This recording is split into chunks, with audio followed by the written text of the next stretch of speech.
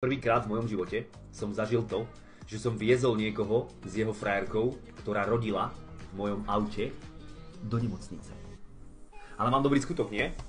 Že som lepší než sanitka. No, Všeňo mi volá, telefon, on mi píše väčšinou a volá mi, on mi nevoláva.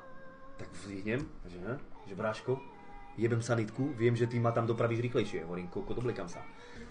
Tak si predstavte, nie, proste volá mi, že je to v piči a že má nejaké kontrakcie a že viete, aké sú sanitky na Slovensku. Michal Cerovský, vitaj v suchej rodine. A že sviatok a že pičoviny a ja že no, idem. Tak som sadol do auta, za 5 minút som bol pred ním, vyšli.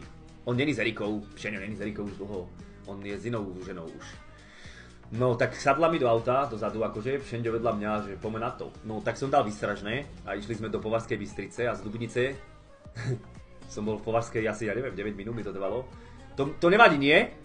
Keď proste dal som výstražné a išiel som priemerne tak 200, 230, priznám sa. A to nevadí, zachraňoval som život. To keď ma zastavili, tak si myslím, že by mi nedali pokutu, nie? No proste pičovala vzadu ako kot, že mu to bolí a že ako... Že či to ide to auto, hovorím, že ide to. Dal som S+, a ti hovorím, že som sa tam teleportoval normálne. Dal som výstražné a v kuse vyjebaný Poliak spičený, skokotený sa mi jebal proste do cesty, tak som trúbil na toho kokota a blikám mu a mám výstražné. Čo ako mohol chápať z toho, že akože čo? Že si ako robím piču?